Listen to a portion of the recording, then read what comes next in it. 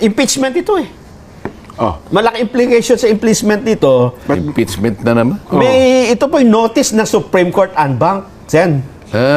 Galing ng Korte Suprema. Yes. Opo. Kasi di ba maraming ipinail na mga petisyon ang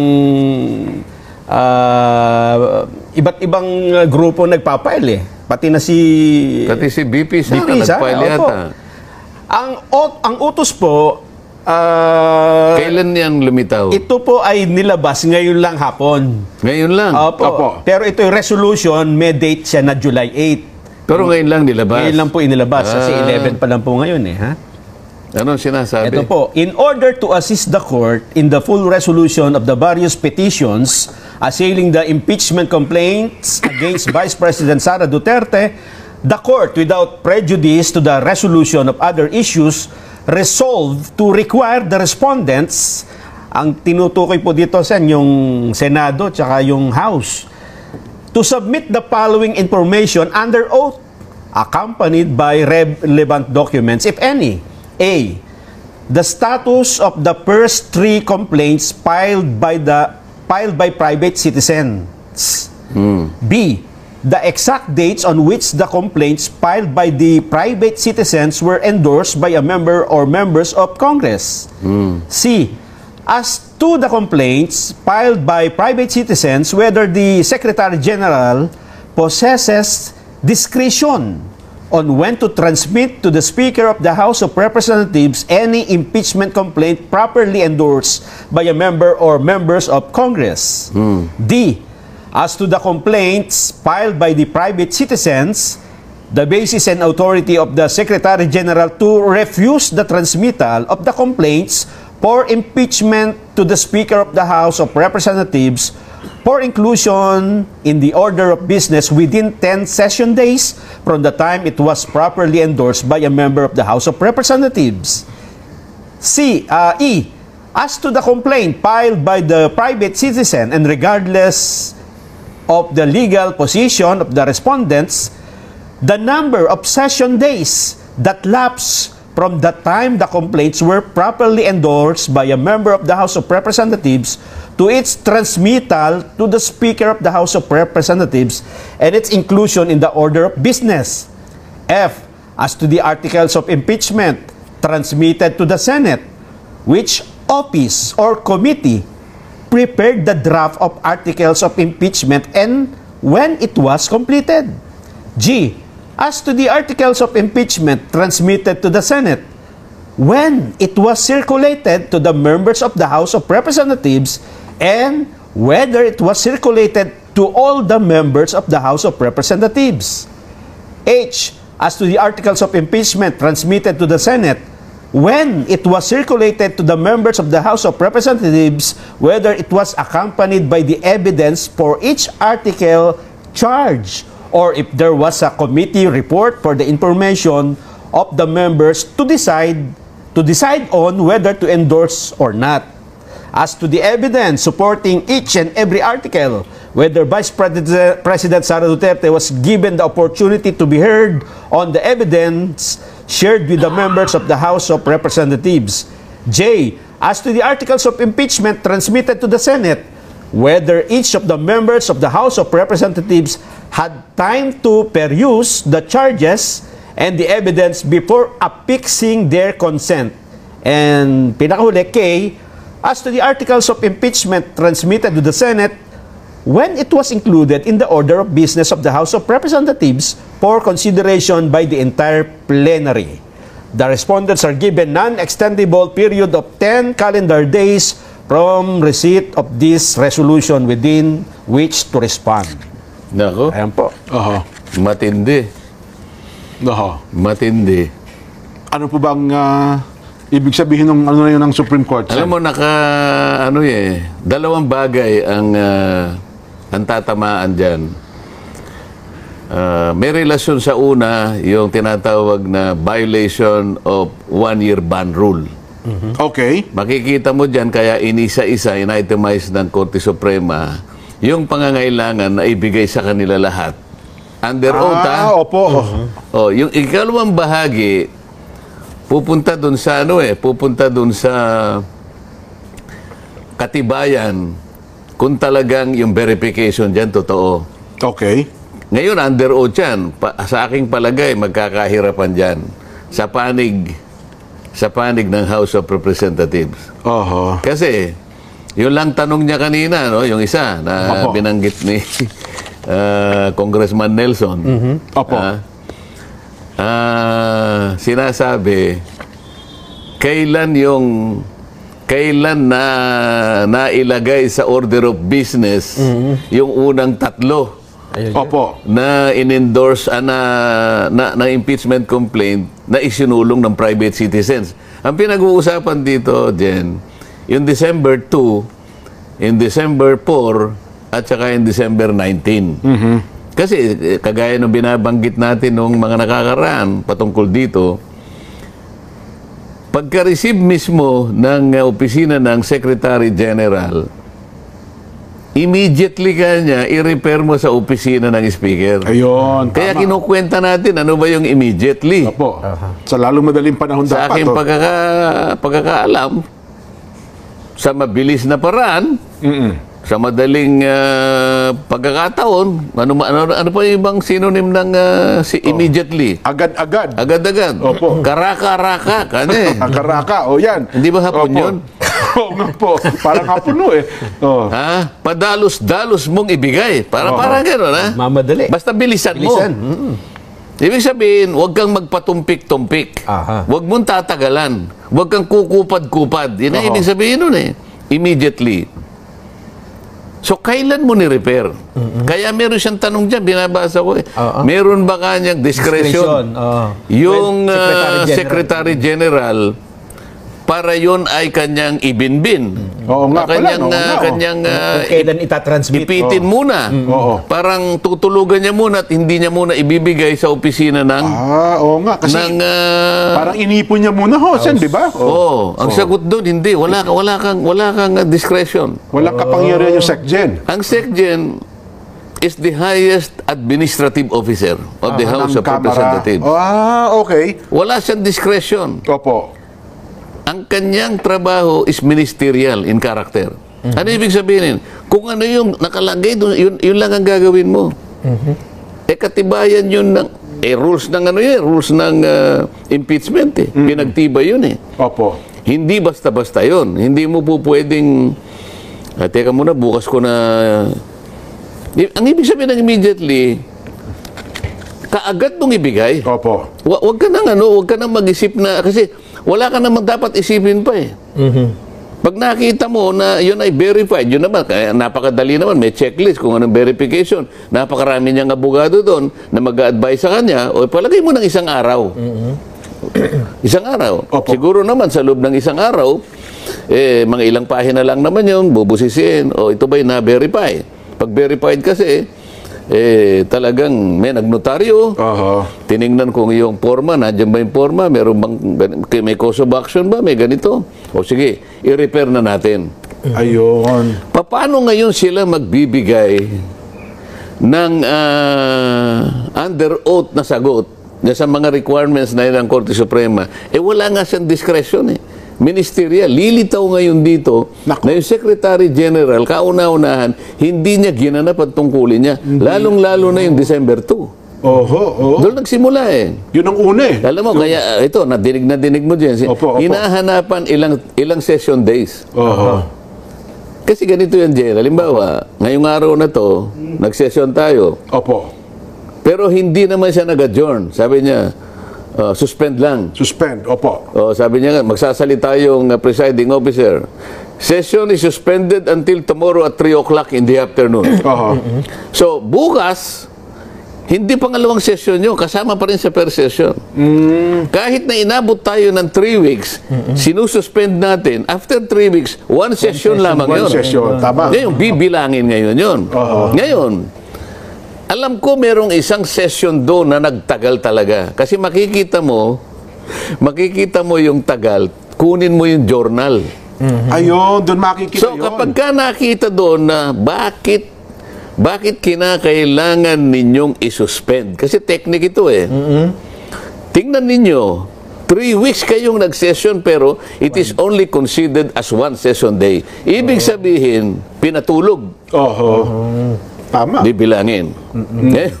Ito ngayon ang mabigat. Oho. O hindi nila mapapalito na merong discretion yung ano. Talagang hindi ni-repair eh.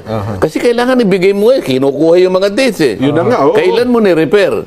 Kasi mula doon sa pagkaka-repair, wag natin pag-usapan yung December 4, December na. Kasi yung pinaka-crucial dito yung December 2. Yun ang kauna-unahan. Yung kauna-unahan po na i-file. Tama. Steps yun eh. Steps. Oho. Secretary General is supposed to immediately refer it to the office of the Speaker. Kasi pag tinanggap ng office of the Speaker, ang office of Speaker naman, ministerial din ito. Ministerial din. Opo. Wala siyang discretion. Tatawagin niya yung majority leader. Ito yung chairman ng Rules Committee. I-include mo kaagad, hindi naman kaagad, within 10 session days. Oho. Ngayon, kung mo yung December 2, kung may plano na sila doon, ipitin nyo, kanya halimbawa, kaya nga magtatagal sila eh. So, kahit na 1 buwan tayong nag-session, Opo. sinuspindi lang, walang nag-adjourn. Wala nag-adjourn. Opo. Napatulog nila ngayon. Yun ang dahilan kung bakit hindi na-aktuhan in December 2, December 4, and December 19. Hinintay nila yung February 8, February 5. February 5, yes po. Oo. O mag-a-adjourn na kami noong February 5. Yun yung Doon pang-apat dali-dali nilang nilagay. Dinala sa Senado. Hinahanapan dito sa order ng Korte Suprema. Sabi niya, binigyan ba sila ng kopya lahat sila ng mga members na pumirma? Binigyan ba sila ng pagkakataon na mabasa? Binigyan ba sila ng mga material, ng ebidensya, kalakip ng every article of impeachment na kalagay dyan? Whether it was accompanied by evidence. Magkakaalaman na dito eh. Oho. Ang dami daw pumirma doon, hindi nakita yung unang pahina. Ano sabi niya? Opo. Within 10 inextendable period. Sa makatwid, anong date ngayon, Nelson? 11. July 11 po. Calendar days po ang sabi dito. 10 calendar halimbawa, days. na-receive bukas kasi maaaring hindi pa na-receive ngayon. Ikaw, nangin mo lang na ano eh. Opo. So, na-receive halimbawa ng House of Representatives bukas. Anong date bukas? Sabado bukas, san eh? Ano nga? 12. O 10 days. July 12. Opo. July 22, kinakailangan nakaano na. May sagot na. May sagot na sila. Yung lahat ng nire-require nila Oho. ay ibigay nyo sa amin. At bigyan nyo rin kami kung ilang session days kayo. Kasi doon bibilangin niya eh. Kung ni-repair mo sa office ng speaker naman within 10 session days, bibilangin niya lang eh. So hindi mo talaga ni-repair. Kasi hindi kaagad na within 10 session days, hindi naman nalagay sa order of business. Para ko nang nakikita, titingnan ng Korte Suprema, nasaan yung mga order of business? Titingnan niya. Naku, wala dito eh. Oho. Baka mamaya, lilitaw pinagsama-sama nila. Ako may palagay ako, baka yung huli, binilang nila yung ikasampu dahil alam nila intindi eh. Ang ikasampu sigurado dyan dahil talagang pinatulog nila February 5 dahil yun ang huli na isinulong nila sa isinabit nila sa Senado. Opo. Oho. Magkakaalaman dyan. Nakikita ko na yung direksyon ng Korte Suprema. Oho. Pero parang ang dami hinihingi ng Korte Suprema, no? A, B, C, D, F, G, hanggang J. Hanggang J eh. Oo. Nakahati lang sa dalawa eh. Mapapatunayan dyan kung yung one year ban rule ay talagang nilabag. Opo. Oo. Tsaka yung kung ito ay nabasa ng mga pumirma. Kung ito, yung verification ang importante dyan. Kasi yung verification, ay ano yun eh. Sinusumpaan mo eh. Nakalagay doon. Opo.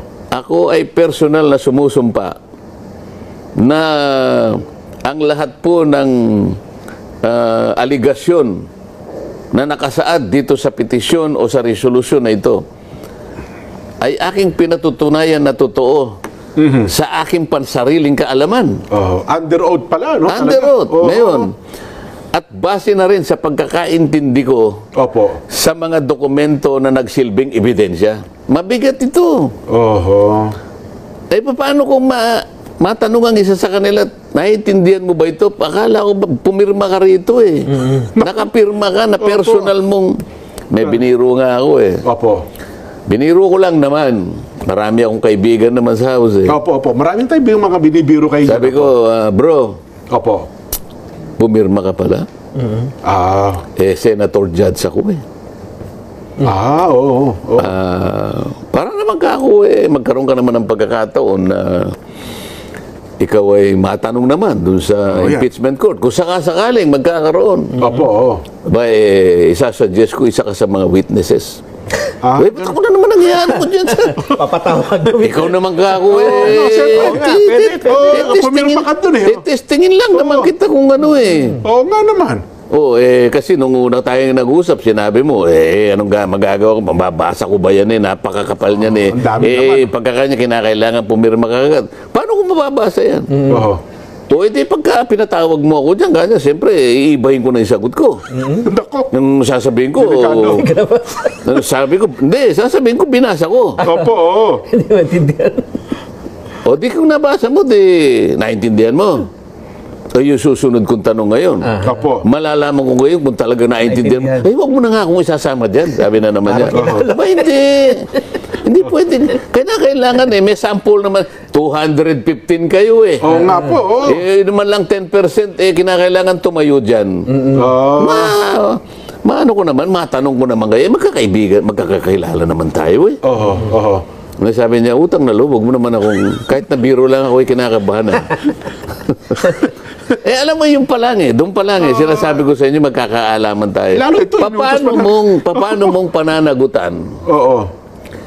30, kung hindi ko nagkakamali, 32 pages yung petisyon. Ang pinag-uusapan natin, mga terminong pang-abogado to. Technical ito eh. Yes po. Okay.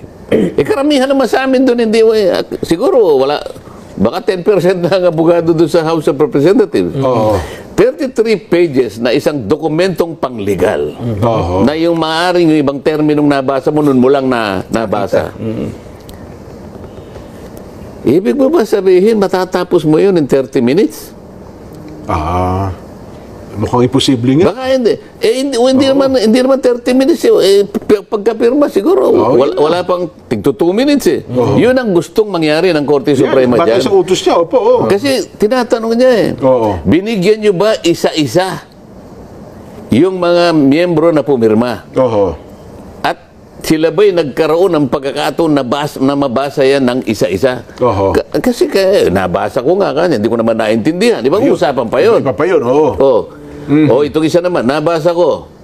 Naintindihan mo? Kanya ganun. Opo. Paano kung iba yung pagkakaintindi mo? Iba pala ang tama. Oo nga naman. Hindi ba nga abogado na nga ito, mag-aaway pa sila. Pareho ng abogado yun eh. Hindi mali ka dyan. Ito kaya. Lalo kang mali kanya, ito yun. Kaya nga may korte. Nagdidibaw. Tapos magpapasya ngayon. Pati sa korte, nag-aaway-aaway nga eh. Akala mo ba ganun kadaling intindihin yan? Yan ang nakikita ko ngayon. Gustong malaman ng korte ngayon pa lang. Yung verification ba talagang nangyari? Pagkatapos, yung one year rule, one year ban rule, natupad ba o hindi? Yan ang usapin dyan. Yun. Nako. Anong implication nito, Sen, doon sa mismong trial? Mukhang... Anong trial? Yung impeachment trial, kung magkakaroon. Kung magkakaroon. Parang kasi... Huwag ka magtatanong ng hindi mangyayari. Parang in respect to, halimbawa lang, in respect to Supreme Court, dapat hindi ka muna... Kasi di ba? Inimbestigahan pa nila eh. Hindi, pabayaan mo sila dyan. Basta tanging ng Korte Suprema, gumawa ng sariling order. Yun palang ibig sabihin. Yun ang gustong maliwanagan at malaman ng Korte Suprema, yung mga utos niya. Yan. Kaya nga, yan magiging factor yan magkaroon na ng unang session sa Senado. Yan. Pwedeng maging pagtalunan din ito. Kasi ang opening nyo, umaga ng pero ang umaga, usually, ano lang ho yan, di ba? Botohan ng sino speaker, chairmanship, etc. July 28 ang sinasabi mo. So na yun. Kinabukasan. Ayun, kinabukasan. Doon na yung proper hearing talaga. Kaya diba? Yung first business of the day nyo. Kaya nga. Kung halimbawa, may tumindig agad, Bilang siyempre, unang hearing ninyo, mga kasama, ano ho ba? Sinong unang titindig? Halimbawa, ang tumindig si Senador Ruben Padilla. Mga kagalang-galang na kasama kong senador. Paano ba natin tatratuhin ang naisampang impeachment sa mataas na kapulungan ng Senado? Okay, kung may sumagot, anong impeachment kanya? Bakit tayo nag-uusap ng impeachment? Meron tayong impeachment. Wala pa naman tayo. 20th Congress. Baka sinasabi po, nakaraan. Sako, in 19. Ha? Hindi, kasi ang... Tinatanong, sa halimbawa, sinabi niya, Your Honor, with all due respect, ang tinatanong niyo po ba ay yung impeachment na pinagtalunan po ninyo noong 19th Congress? Opo, kanya. Ay, wag po natin pagtalunan ngayon, tapos na po yun eh. Di ko halimbawa, ang maging punto niya, ang problema ho doon ay may naiwanang utos ang Senado na dapat ay sagutin ng Kamara, so parang may nabinbin na hindi natapos dapat sagutin. Sinagot na po di ba? Kaso po, nung sinagot, tapos na po yung Kongreso. Di ba? Di tapos na po. Kasi tingin naman ng ibang ata, di ba? Kasi meron pa, ano ba yung order ng Senado na dapat ay sagutin ng Kamara na ibinalik nila yung impeachment complaint? Oo nga, nakalimutan mo na, diniscuss na natin ito, di ba? June 11. Ayan, opo. Anong sabi ng Sinole, di ba? Ayan, opo, Sinole, binalik sa Kamara. Return. Opo, nagtalo-talo pa nga sila kung tatanggapin talaga o hindi. At the same time, nag-issue ng summons. Opo. Napagkamalampasuman, di ba? Summons sa tanggapan ng pangalawang Pangulo. Sabi niya, Madam Vice President, you are hereby notified within 10 inextendable days. Opo. To provide or submit an answer to the articles of impeachment. O June 11, di hanggang June 21 siya. Bibigyan siya ng 10 araw. 10 araw Opo. Nagkataon yung June 21, Sabado. Yan, opo. Yung June 22, Linggo. Lunes, 23. Pero available na yung sagot niya, wala namang problema. Kaya lang, kung wala namang opisina, yun naman ang nakalagay naman sa tuntunin sa korte. Opo. Ipapile mo yung first available working day. Yes. So, June 23. Ngayon, sa tuntunin din naman, bibigyan mo ng kopya yung kalaban mo. Opo. Sino bang kalaban niya? Hindi ba yung House of Representatives, yung mga prosecutors? Opo. Binigyan ng kopya yung prosecutors, ayaw naman tanggapin, hindi na malaman kung tatanggapin o hindi, kaya nga nagtataka yung mga abogado ng Vice President. Bakit ayaw po niyong tanggapin? Paano po kami makakapag-submit sa impeachment court kung hindi niyo po tatanggapin sapagkat kailangan pong may paliwanag namin na naibigay na namin yung kopya ninyo, tatatakan nga po ninyo na receive. Opo. Ang una pong titingnan na pahina ng impeachment court kung binigyan namin kayo ng kopya. Kung wala pong receive na nakatatak dito, hindi po nila tatanggapin yung sagot. Yung sagot namin. So nagtalo-talo sila. Hanggang sa maintindihan, tama nga pala, kailangan ni-receive. Tanggapin na natin, opo. Matapos sa mga ilang oras. Nung pagkatanggap, meron silang 5 araw para sumagot naman. Para mag-reply. Opo, reply naman pala sila. So kung 23 plus 5, 24, 25, 26, 27, 28. 28. Yung 28 natapat na Sabado. Yung 29, Linggo na naman. Opo. June 30, Lunes. Tapos na. June 30, yun ang katapusan ng 19th Congress. Hindi ba yung usapan natin? Yes po, June 30, the noon of June 30 is the death of the 19th Congress and the birth of the 20th Congress. Yes. Yun ang kaya tapos ang problema... patay na, kaya nga nagmisa sila sa House of Representatives, hindi ba? Oo nga pala, dala-dala nila, nagmisa sila. Oo nga pala. Ang kulang lang doon yung corona May corona ba yun? Wala nga